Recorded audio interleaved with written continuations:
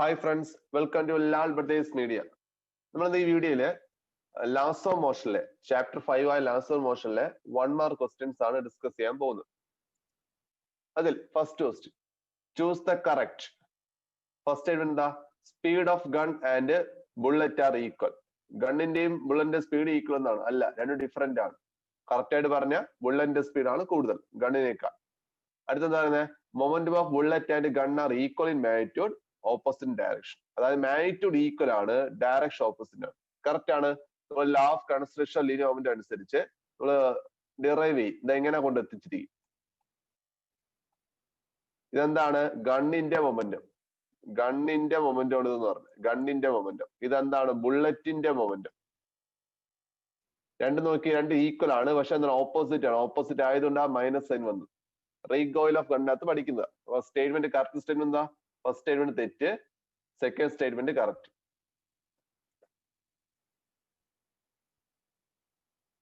Third എന്താ പറയുന്നത്?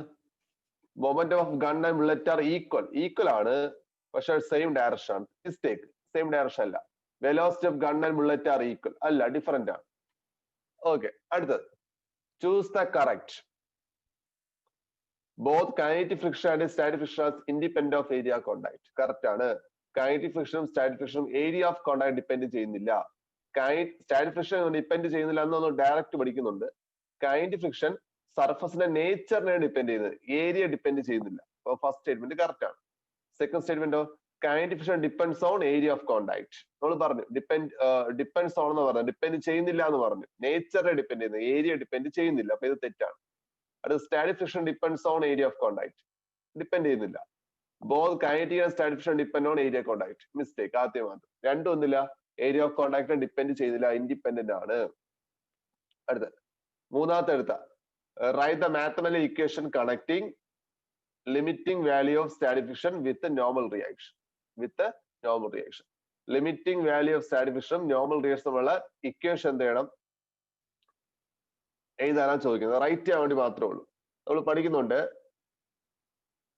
F S max. അതിനാണ് നമ്മൾ എന്ത് പറയുന്നത്? Limiting value of static friction എന്ന് പറയുന്നത് is equal to mu S N. Mu S എന്ന് പറഞ്ഞാൽ coefficient of static friction, N എന്ന് പറഞ്ഞാൽ നോർമൽ റിയാക്ഷൻ. ഇതാണ് അതിന്റെ റിലേഷൻ എന്ന് പറഞ്ഞത്. മൂന്നാമത്തെ ക്വസ്റ്റ്യൻ. അതായത് എന്താ? The rate of change of total momentum of a system. Rate of change of total momentum of a system of many particle system is proportional to change of is proportional to force ആണ്. പക്ഷെ കൃത്യമായി പറഞ്ഞ രണ്ട് തരം force ഉണ്ട്. Internal force ഉണ്ട്, external force ഉണ്ട്. അപ്പൊ കറക്റ്റ് ആയിട്ട് പറഞ്ഞ എന്ത് പറയണം? External force. എക്സ്റ്റേണൽ ഫോഴ്സ് എന്ന് കറക്റ്റ് പറയണം. External force. അടുത്ത അഞ്ചാമത് a car and A truck.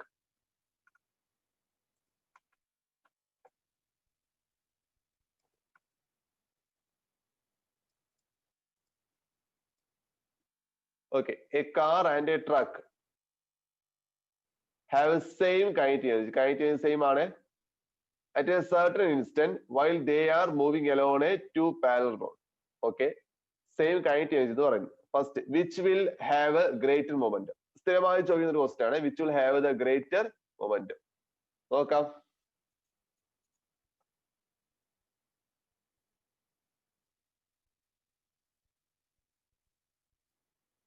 നോക്കിക്കോ, ആർക്കാ മൊമെന്റം ഉള്ളതാ ക്വസ്റ്റ്യൻ? നമുക്ക് റിലേഷൻ അറിയാം. കൈനറ്റിക് എനർജി മൊമെന്റം തമ്മിൽ റിലേഷൻ ഇതാണ്. P square equal to root of 2m k. k എന്ന് പറഞ്ഞാൽ കൈനറ്റിക് എനർജി. ഇവിടെ നോക്കി, ക്വസ്റ്റ്യൻ എന്താ പറയുന്നത്? കൈനറ്റിക് എനർജി സെയിം എന്ന് പറയുന്നു. അപ്പൊ കൈനറ്റിക് എനർജി സെയിം ആണ്.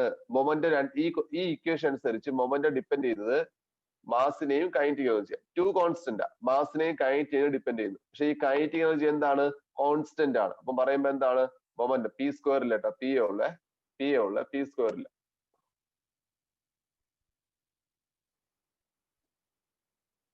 അപ്പൊ എന്താ? P is directly proportional to root M എന്ന് പറയാം. കാരണം ടു കോൺസ്റ്റന്റ് ആണ്, കെ കോൺസ്റ്റന്റ് ആണ് ക്വസ്റ്റ്യനിൽ പറയുന്നു. സെയിം എന്ന് പറയുന്നു. അതുകൊണ്ട് മൊമെന്റം മാസിനെ മാത്രമേ ഡിപ്പെൻഡ് ചെയ്യുന്നുള്ളൂ. ഡയറക്ട്ലി പ്രൊപ്പോർഷണൽ അല്ലേ? മാസ് കൂടിയ ആൾക്ക് മൊമെന്റം കൂടുതൽ. അപ്പൊ ആരൊക്കെ എന്ന് പറയുന്നു? എ കാറും എ ട്രക്കും ആണ്. ട്രക്കിനാണ് മാസ് കൂടുതൽ. നമുക്കറിയാം ഈ കാറിന്റെയൊക്കെ വലിയ വെഹിക്കിൾ ആണ് ട്രക്ക് എന്ന് പറഞ്ഞത്. അപ്പൊ ട്രക്കിനാണ് മാസ് കൂടുതൽ. അപ്പം മൊമെന്റ് ആർക്കാ കൂടുതൽ? ട്രക്കിനാണ് കൂടുതൽ. Answer truck. അപ്പൊ ആൻസർ എന്താണ്? ട്രക്ക്. കാരണം മാസ് കൂടിയുണ്ട്. ഇതേ ദിവസം തിരിച്ചു ചോദിക്കാമേ. അതായത് രണ്ടുപേർക്ക് ഒരേ മൊമെന്റ് ആണെന്ന് പറയാം. ഒരേ മൊമെന്റ് ആണെന്ന് പറയുന്നു. ആറ് കൈനറ്റിക് എനർജി കൂടുതലാണ്. അങ്ങനെ ചോദിക്കുകയാണെങ്കിൽ, ഇവിടെ ക്വസ്റ്റ്യൻ ഇല്ല, അങ്ങനെ ചോദിക്കുകയാണെങ്കിൽ ഇതെവിടെ നിന്ന് കൈനറ്റിക് എനർജി കാണാം. കൈനറ്റിക് ആണ് ഇങ്ങനെ കിട്ടുന്നത്. p²/2m എന്ന് കിട്ടും. ഇതിൽ മൊമെന്റം കോൺസ്റ്റന്റ് എന്ന് പറഞ്ഞാൽ the momentum constant of p² constant പോയി. 2 ഓൾറെഡി കോൺസ്റ്റന്റ്. ഇനി ആര് മാത്രമേ ഉള്ളൂ? m മാത്രമേ ഉള്ളൂ. അപ്പൊ k is proportional to 1/m ആ വരുന്നത്. അതിന്റെ മീനിങ് എന്താ? Inversely proportional. മാസ് കൂടിയ ആളിന് കൈനറ്റിക് എനർജി കൂടും. അങ്ങനത്തെ ക്വസ്റ്റ്യൻ ആണെങ്കിൽ ഇവിടെ കാറിനാണ് കൈനറ്റിക് എനർജി കൂടുതൽ. മൊമെന്റം കോൺസ്റ്റന്റ് എന്ന് പറഞ്ഞാൽ. ഓക്കെ, അടുത്ത ക്വസ്റ്റ്യൻ എന്താ പറയുന്നത്? If the mass of the truck is 100 times greater than that of car, find the ratio of velocity of truck to that of car. Okay, അപ്പൊ എന്ത് പറയുന്നു അവിടെ? അവിടെ ട്രക്കിന്റെ മാസ് 100 times ഗ്രേറ്റർ ആണെന്ന് പറയുന്നു. നോക്കാം.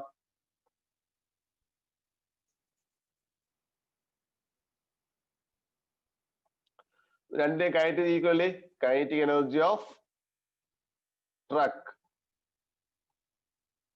Equal to kinetic energy of car. ട്രക്കിന് വേണ്ടി ഞാൻ വന്നേ ഹാഫ് ഇൻറ്റു ട്രക്കിന്റെ മാസ്. ട്രക്കിന്റെ മാസ് ആണ് ഞാൻ എം ടി എന്ന് കൊടുത്ത ട്രക്കിന്റെ മാസ്. പിന്നെന്താണ്? ട്രക്കിന്റെ വെലോസിറ്റിയുടെ സ്ക്വയർ. അവിടെ എന്താ? ഹാഫ് ഇൻറ്റു കാറിന്റെ മാസ് എം സി എന്ന് കൊടുത്തു. കാറിന്റെ വെലോസിറ്റിയുടെ സ്ക്വയർ. ക്വസ്റ്റ്യനിൽ പറയുന്നു ട്രക്കിന്റെ മാസ് എന്ന് പറഞ്ഞാൽ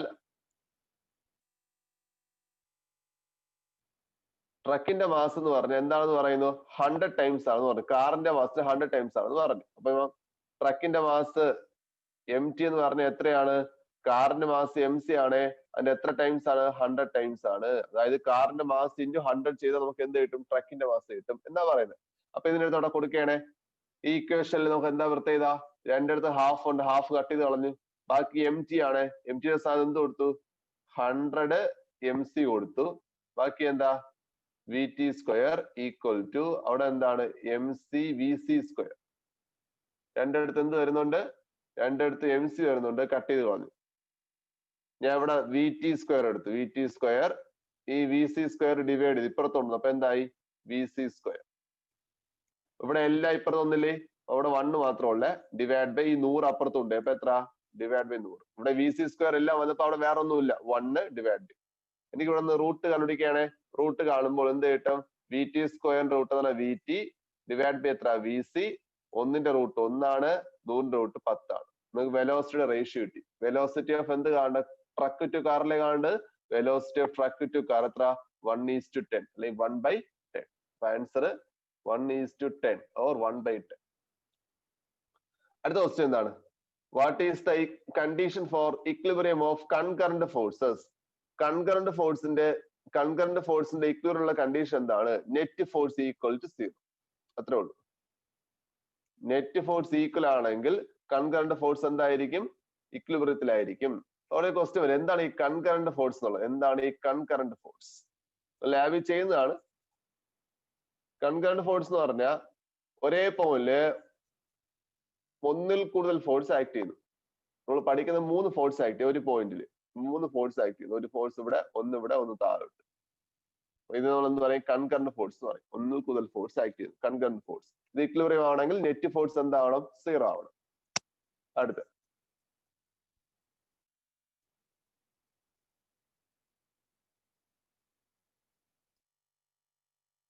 ക്വസ്റ്റ്യൻ എന്താ? The law which relates the force that two different bodies exert on each other. രണ്ട് ഡിഫറെന്റ് ബോഡിയിൽ ഫോഴ്സ് അങ്ങോട്ടും ഇങ്ങോട്ടും ആക്ട് ചെയ്യുന്നു. ആക്ഷനും റിയാക്ഷനും. ഏതുമായി ബന്ധപ്പെട്ട ലോയാ? Third law. അത്രേ ഉള്ളൂ. അടുത്ത ക്വസ്റ്റ്യൻ എന്താ? The man remains stationary. The man remains stationary. Substantiate the statement based on the various force acting on a man. Various force acting on a man. അപ്പൊ ഇതിലൊരു കാര്യം കൂടെ ഉണ്ട്. ഇതൊരു പിക്ചർ കൂടെ വന്നിട്ടുണ്ട് കേട്ടോ. പിക്ചർ ആഡ് ചെയ്യാം.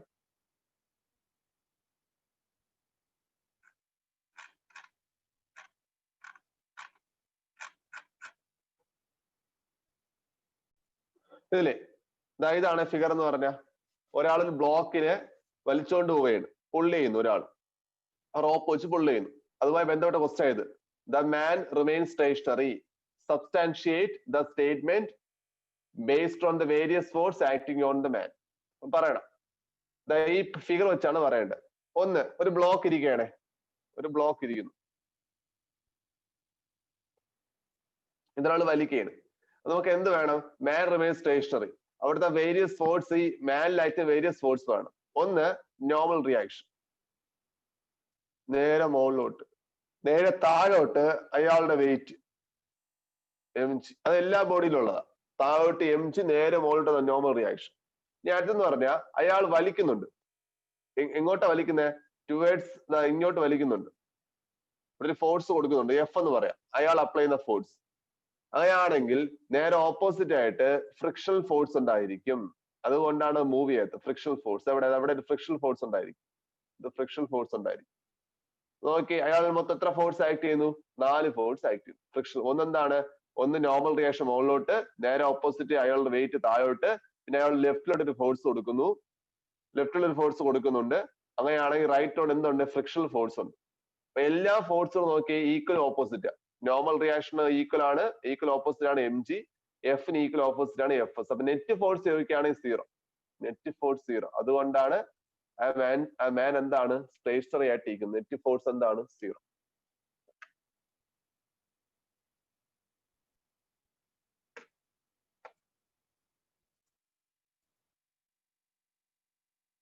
അടുത്ത ദിവസം പറയുന്നത് the motion of particles. The motion of a particle of a mass m is described by y is equal to ut plus half gt square. Find the force acting on the particle. But displacement തന്നിട്ടുണ്ട്. Displacement തന്നിട്ടുണ്ട്. നമുക്ക് എന്ത് കാണണം? Force കാണണം. നമുക്ക് കണ്ടുപിടിക്കേണ്ടത് force ആണ് കണ്ടുപിടിക്കേണ്ടത്. ഡിസ്പ്ലേസ് തന്നിട്ടുണ്ട്, ഫോഴ്സ് കാണണം. എങ്ങനെ കാണും?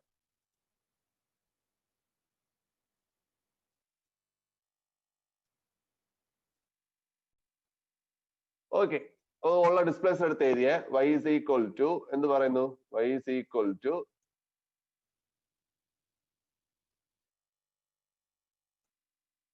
ut plus half എന്താ? gt square. ഫോഴ്സ് ആണ് കാണാം. ഫോഴ്സ് ആണ് formula F equal to, force ആണ് പിടിക്കുന്നത്, F equal to ma ആണല്ലോ, ഫോഴ്സ് കാണും. ഓക്കെ, നമുക്ക് ആക്സിലേഷൻ വേണമെങ്കിൽ ഡിസ്പ്ലേസ്മെന്റ് 2 പ്രാവശ്യം ഡിഫറൻഷിയേറ്റ് ചെയ്യണം, ഡെറിവേറ്റ് ചെയ്യണം. ആദ്യത്തെ ഡെറിവേറ്റീവ് എന്താണ്? dy by dt എന്ന് പറഞ്ഞ velocity, rate of change of displacement, ഇത് വെലോസിറ്റി ആണ്. ഈസ് ഈക്വൽ ടു ഡെറിവേറ്റീവ് എടുക്കുന്നു. ഇപ്പൊ എന്ത് കിട്ടും? dy by dt ഓഫ് ആദ്യം എന്താ? ut, പിന്നെ പ്ലസ് എന്ത് ചെയ്തു? ഹാഫ്, അടുത്തെന്താ? ഹാഫ് ജി പുറത്തെടുത്ത്, അല്ലെങ്കിൽ ഒരുമിച്ച് കൊടുക്കുക. dy by dt ഓഫ് എന്തായിരുന്നു? Half G T square.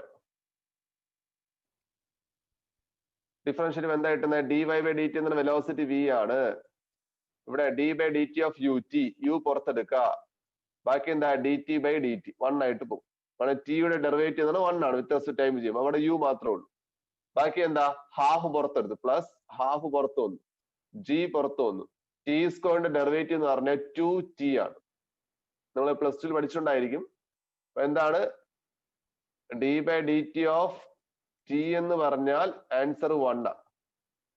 d by dt of T square ആണെങ്കിൽ ആൻസർ 2t ആണ്. Answer 2t. അതുകൊണ്ടാണ് ഇവിടെ u × 1 എന്തായത്? u ആയത്, plus half G, T square derivative എത്രയാണ്? 2t ആണ്. ഈ 2 കട്ട് ചെയ്തേ, അപ്പൊ എന്ത് കിട്ടി? v is equal to u plus ബാക്കി gt എന്ന് മാത്രമേ ഉള്ളൂ, u പ്ലസ് gt. എനിക്ക് വേണ്ട ആക്സിലേഷൻ ഒരിക്കലും ഡെറിവേറ്റീവ് എടുക്കുക, dv by dt, dv by dt. ഇവിടെ യുവിന്റെ കൂടെ ടൈം ഇല്ല, അപ്പൊ ഡെറിവേറ്റീവ് എടുക്കുമ്പോൾ 0, ടൈം ഇല്ലാത്തതുകൊണ്ട് 0, കോൺസ്റ്റന്റ് ഡെറിവേറ്റീവ് 0 ആണ്. അടുത്ത് ഇവിടെ എന്താണ്? d by dt of gt, g പുറത്തെടുത്തേ, ബാക്കി എന്ത് കിട്ടും? ജി പുറത്തുനിന്ന് dt by dt കട്ടായിപ്പോ എന്ന് പറഞ്ഞാൽ dt by dt എന്ന് പറഞ്ഞാൽ എന്താണ്? 1 ആണ്. അപ്പൊ ആൻസർ എത്ര? ജി. ആക്സിലേഷൻ എത്രയെന്ന് കിട്ടി? ജി എന്ന് കിട്ടി. ഫോഴ്സ് അല്ലേ വേണ്ടത്? ഫോഴ്സ് ഉള്ള ഫോമുല എന്താ? M A. M into A എത്രയാണ്? ജി. എയുടെ വാല്യൂ ജി. ഡയറക്റ്റ് ആയിട്ട് കിട്ടി. വേറെ ഒന്നുമില്ല. ടിയുടെ ഡെറിവേറ്റീവ് 1 ടി സ്ക്വയർ 2 അത്ര അറിഞ്ഞാൽ മതി. ഇവിടെ ഈ യുവിന്റെ കേസിൽ ടി ഇല്ല, ഡെറിവേറ്റീവ് 0. ജി പുറത്തെടുത്തു. ടിയുടെ ഡെറിവേറ്റീവ് 1. ജി ഇൻറ്റു 1 എത്ര? ജി. ഇത്രയേ ഉള്ളൂ.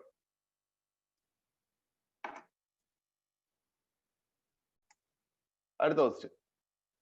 State the following statement are true or false. Correct statement if false. അതായത് ഇത് ട്രൂ ഓർ ഫോൾസ് പറയണം, തെറ്റാണെങ്കിൽ തിരുത്തണം. ഫസ്റ്റ് എന്താണ്?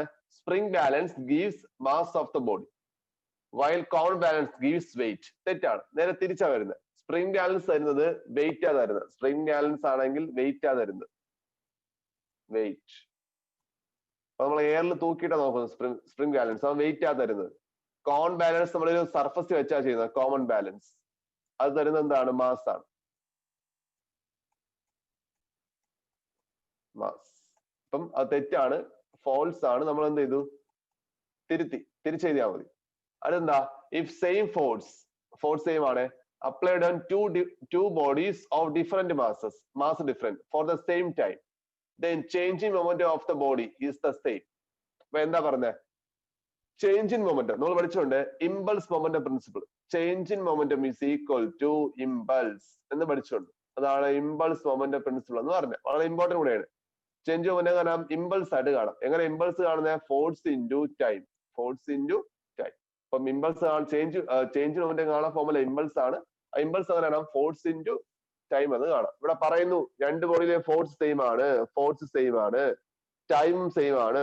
ഫോഴ്സും ടൈമും സെയിം ആണെങ്കിൽ ചേഞ്ച് മൊമെന്റ് എന്തായിരിക്കും? സെയിം ആയിരിക്കും. കാരണം ചേഞ്ച് മൊമെന്റ് അങ്ങനെ കാണാം, ഫോഴ്സ് ഇൻറ്റു ടൈം എന്ന് കാണാം. അപ്പം രണ്ടുപേരുടെയും ചേഞ്ച് മൊമെന്റ് എന്താണ്? സെയിം എന്നല്ലേ പറയുന്നത്?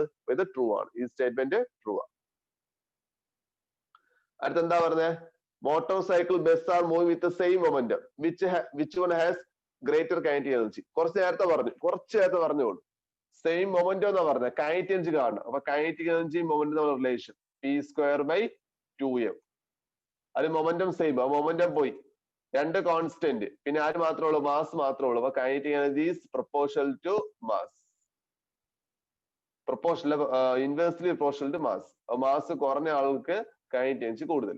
ആരൊക്കെയാ പറയുന്നത്? മോട്ടോർ സൈക്കിളും ബസ്സും അല്ലേ? സൈക്കിളിനാണ് മാസ് കുറവ്, അവിടെ സൈക്കിളിനാണ് കൈനറ്റിക് എനർജി കൂടുതൽ. അപ്പൊ കൈനറ്റിക് എനർജി ആർക്കാ കൂടുതൽ? സൈക്കിൾ. അടുത്ത ക്വസ്റ്റ്യൻ എന്താ? Give the significance of Newton first law. Newton's first ലോയുടെ സിഗ്നിഫിക്കൻസ് എന്നാണ്. രണ്ട് സിഗ്നിഫിക്കൻസ് ആണ് ഉള്ളത്. ഒന്നാമത്തെ എന്ന് പറഞ്ഞാൽ ഇനർഷ്യ എന്ന ടേം ഇൻട്രൊഡ്യൂസ് ചെയ്തു. ഇൻട്രൊഡ്യൂസ് ചെയ്തു. രണ്ടാമത്തെ എന്ന് പറഞ്ഞാൽ ഫോഴ്സിന് ആദ്യം ഒരു ഡെഫിനിഷൻ കൊടുത്തു. Force is defined firstly. ആദ്യമായിട്ട് എന്ത് ചെയ്തു? ഒരു ഡെഫിനിഷൻ കൊടുത്തു. അപ്പൊ രണ്ട് ഇമ്പോർട്ടൻസ് ആണ്. ഇനർഷ്യ എന്ന ടേം ഇൻട്രൊഡ്യൂസ് ചെയ്തു, ഫോഴ്സിനെ ആദ്യമായി ഡിഫൈൻ ചെയ്തു. കേട്ടോ, ആദ്യമായി ഇക്വേഷൻ കൊടുത്തത് സെക്കൻഡ് ലോ ആണ്, പക്ഷെ ഡിഫൈൻ ചെയ്തത് ആരാണ്? ഫസ്റ്റ് ലോ ആണ്. അടുത്ത് എന്താ പറയുന്നത്? Friction is a necessary evil. Friction എന്താണ്? Is a necessary evil. Explain. അപ്പൊ അതിന്റെ കാര്യം എന്താ? നെസസറി ഈവൽ എന്നാ പറയുന്നത്. നെസസറി ഈവൽ എന്ന് പറയുമ്പോൾ ആവശ്യവുമാണ് പ്രശ്നവുമാണ്. അതായത് ഫ്രിക്ഷന് അഡ്വാൻറ്റേജസും ഉണ്ട്, ഡിസ്അഡ്വാൻറ്റേജസും ഉണ്ട്. രണ്ടും പറയണം. അഡ്വാൻറ്റേജസ് എന്തൊക്കെയാണ്? നമുക്ക് നടക്കണമെങ്കിൽ, വാക്ക് ചെയ്യണമെങ്കിൽ ഫ്രിക്ഷൻ ആവശ്യമാണ്. ഫ്രിക്ഷൻ അല്ലെങ്കിൽ നമുക്ക് നടക്കാൻ ബുദ്ധിമുട്ടാണ്. നമ്മളൊരു എണ്ണ, ഒരു ഫ്ലോറിൽ എണ്ണ വീണ് കിടക്കുകയാണ്, അതിന്റെ പുറത്ത് നടക്കാൻ ബുദ്ധിമുട്ടായിരിക്കും. കാരണം ഫ്രിക്ഷൻ കുറയുന്നു. എണ്ണ വീഴുമ്പോൾ എന്ത് ചെയ്തു? ഫ്രിക്ഷൻ കുറയും. അതുപോലെ ഈ ഗോലിയൊക്കെ കിടക്കുന്നത്, ഗോലിയുടെ പുറത്ത് നടക്കാൻ ബുദ്ധിമുട്ടായിരിക്കും, ചെളിയുടെ പുറത്ത് നടക്കാൻ ബുദ്ധിമുട്ടായിരിക്കും. കാരണം അവിടേക്ക് എന്ത് കുറവാ? ഫ്രിക്ഷൻ കുറവാ. അപ്പൊ ഫ്രിക്ഷൻ ഉണ്ടെങ്കിൽ മാത്രമേ വാക്ക് ചെയ്യാൻ സാധിക്കൂ. അപ്പം വാക്ക് ചെയ്യാൻ സഹായിക്കുന്ന ഫ്രിക്ഷൻ ആണ്. ബ്രേക്ക് ചവിട്ടുമ്പോൾ വണ്ടി നിൽക്കുന്നത്, ബ്രേക്ക് അപ്ലൈ ചെയ്യുമ്പോൾ വണ്ടി സ്റ്റോപ്പ് ആവുന്നത് ഫ്രിക്ഷൻ ഉള്ളതുകൊണ്ടാണ്. ഫ്രിക്ഷൻ അല്ലെങ്കിൽ സ്റ്റോപ്പ് ആവില്ല. വേറെ ഉണ്ട്, നമ്മളൊരു മരത്തിൽ ക്ലൈംബ് ചെയ്യുന്നു, മരത്തിൽ കയറുന്നു. ക്ലൈംബ് ചെയ്യണമെങ്കിൽ ഫ്രിക്ഷൻ ആവശ്യമാണ്. പെന്നുപയോഗിച്ച് പേപ്പറിൽ എഴുതണമെങ്കിൽ ഫ്രിക്ഷൻ ആവശ്യമാണ്. ഒരു ഒബ്ജക്റ്റ് ഹോൾഡ് ചെയ്യണമെങ്കിൽ ഫ്രിക്ഷൻ ആവശ്യമാണ്. ഇതൊക്കെയാണ് നെസസറി എന്ന് പറഞ്ഞത്. ഇനി എന്താ ഡിസ്അഡ്വാൻറ്റേജ് എന്ന് പറഞ്ഞാൽ? മെയിൻ കാര്യം എന്ന് പറഞ്ഞാൽ വിയർ ആൻഡ് ടിയർ, തേയ്മാനം ഉണ്ടാക്കുന്നു. Wear and tear of tyres, vehicle tyre wear and tear ഉണ്ടാക്കുന്നു. ഇവിടെ എനർജി ലോസ് ആണ്. എന്താണ് എനർജി ലോസ്? കാരണം ഫ്രിക്ഷനെ ഓവർകം ചെയ്യാൻ വേണ്ടി നമ്മുടെ ഡിവൈസ് കുറച്ച് എനർജി ഉപയോഗിക്കും, അത് ലോസ് ആണ്. അപ്പൊ അടുത്ത പ്രശ്നം എന്താണ്? Energy loss. അടുത്തെന്ന് പറഞ്ഞാൽ എഫിഷ്യൻസി കുറയ്ക്കുന്നു. ഈ മൂവിങ് പാർട്സിന്റെ എഫിഷ്യൻസി എന്ത് ചെയ്യും? കുറയും. ഒരു നല്ല ഫ്രിക്ഷൻ, ഒരുപാട് ഫ്രിക്ഷൻ ഉണ്ടെങ്കിൽ സ്ഥിരമായി മൂവിങ് പാർട്സ് എന്ത് ചെയ്യും? ഉപയോഗിക്കുകയാണെങ്കിൽ അതിന്റെ എഫിഷ്യൻസി എന്ത് ചെയ്യും? കുറയും. ഇതൊക്കെയാണ്. അപ്പം നിസ്സർ ഈവൾ എന്ന് പറയുമ്പോൾ അഡ്വാൻറ്റേജസ് പറയുക, പിന്നെ എന്ത് പറയാ? ഡിസ്അഡ്വാൻറ്റേജസും പറയാം. ഡിസ്അഡ്വാൻറ്റേജസ് ഇത്രേ ഉള്ളൂ. വിയർ ആൻഡ് ടിയർ ഉണ്ടാക്കുന്നു, എനർജി ലോസ്, എഫിഷ്യൻസി. അഡ്വാൻറ്റേജസ് എന്ത് വേണോ പറയാം. അടുത്ത ക്വസ്റ്റ്യൻ എന്താ? A cricketer moves his hands backwards while holding A catch. ഒരു ക്യാച്ച് പിടിക്കുമ്പോൾ ഹോൾഡ് ചെയ്യുമ്പോൾ ക്രിക്കറ്റ് എന്ത് ചെയ്യുന്നു? ബാക്കിലോട്ട് കൈ കൊണ്ടുപോകുന്നു. എന്തിനു വേണ്ടിയാ? കാരണം എന്ന് പറഞ്ഞാൽ നമ്മൾ നേരത്തെ എഴുതി. എന്ത് എഴുതി? Change in moment is equal to impulse. Impulse എങ്ങനെ വേണം? F into D T.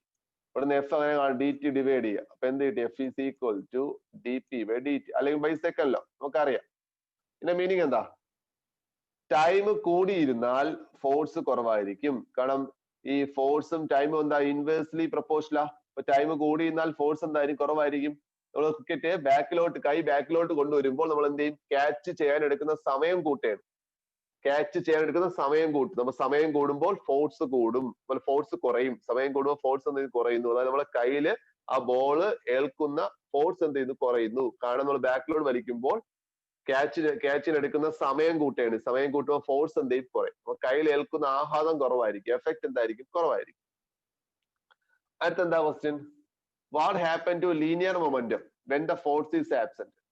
Force zero ആണെങ്കിൽ ലീനിയർ മൊമെന്റം എന്തായിരിക്കും?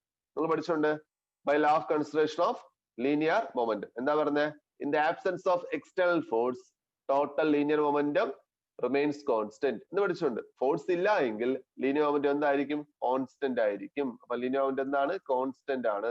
ഫോഴ്സ് ഇല്ല എങ്കിൽ, ഫോഴ്സ് സീറോ ആണെങ്കിൽ മൊമെന്റം കോൺസ്റ്റന്റ് ആണ്. ഏത് ലോ എന്ന് ചോദിച്ചാൽ by law of conservation of linear momentum. അടുത്ത ക്വസ്റ്റ്യൻ എന്താ? why is it more difficult to rotate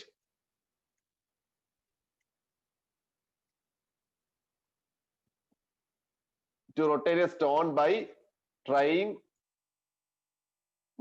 tying it to a longer string than a shorter string.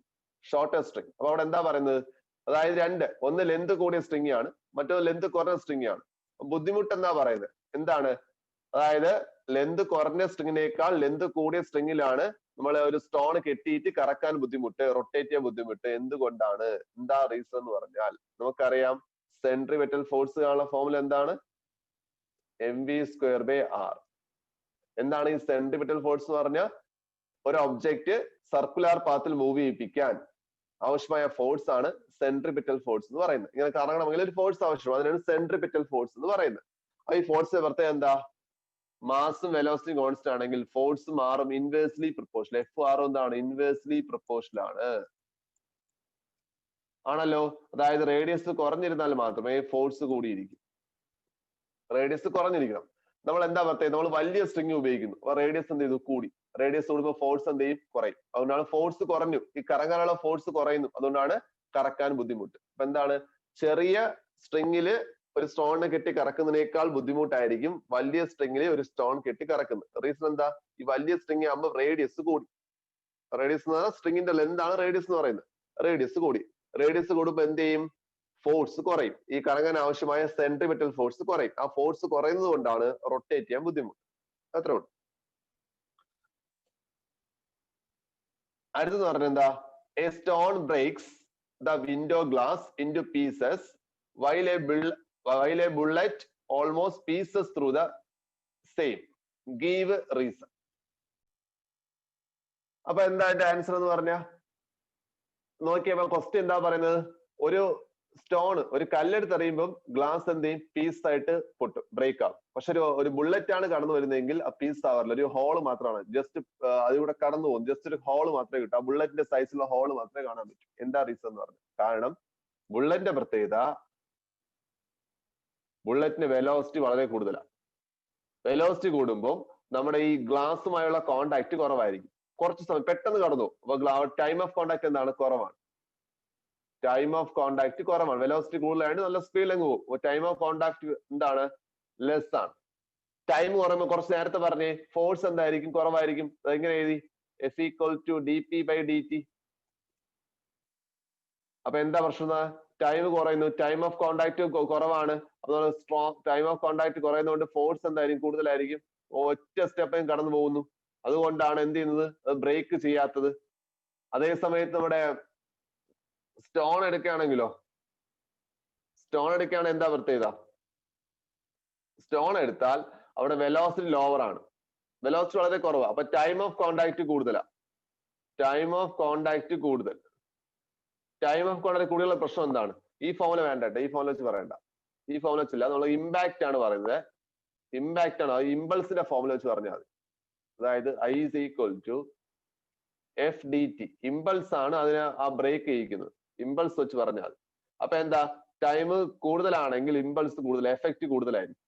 നോക്കി, ഇവിടെ ടൈം കൂടുതലാണ്, ഈ കേസിൽ ടൈം കൂടുതൽ, അപ്പൊ എഫക്റ്റ് കൂടുതൽ, അവിടെ ഉണ്ടാവുന്ന എഫക്റ്റ് കൂടുതൽ, അതുകൊണ്ടാണ് അത് പൊട്ടുന്നത്.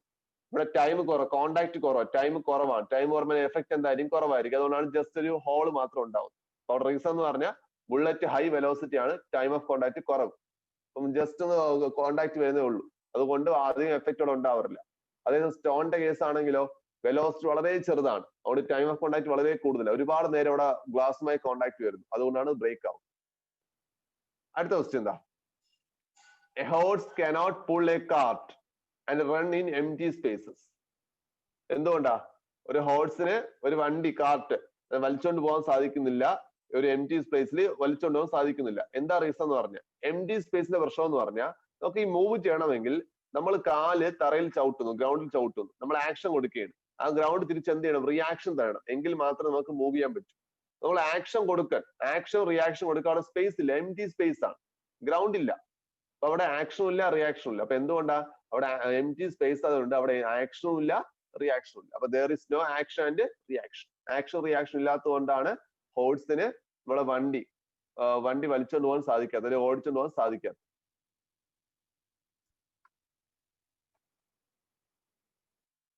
അടുത്ത question.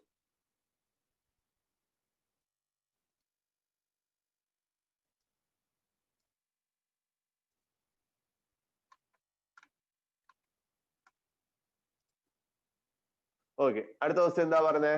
A child is sitting inside a lift in multi-stored building. Okay, ലിഫ്റ്റിനകത്ത് ഒരു കുട്ടി ഇരിക്കുകയാണ്. ആ ലിഫ്റ്റ് എന്ന് കേൾക്കുമ്പോൾ നമുക്കറിയാം മോശന്റെ ലിഫ്റ്റ് ആണെന്നുള്ളത്. What will happen to the weight of the child if the lift moves of with constant speed? With constant speed എന്ന് പറഞ്ഞാൽ, കോൺസ്റ്റന്റ് സ്പീഡ് എന്ന് പറഞ്ഞാൽ വെലോസിറ്റി കോൺസ്റ്റന്റ് ആണ്. സ്ട്രേറ്റ് ലൈൻ മോഷൻ ആയതുകൊണ്ടാണ് രണ്ട് ഈക്വൽ.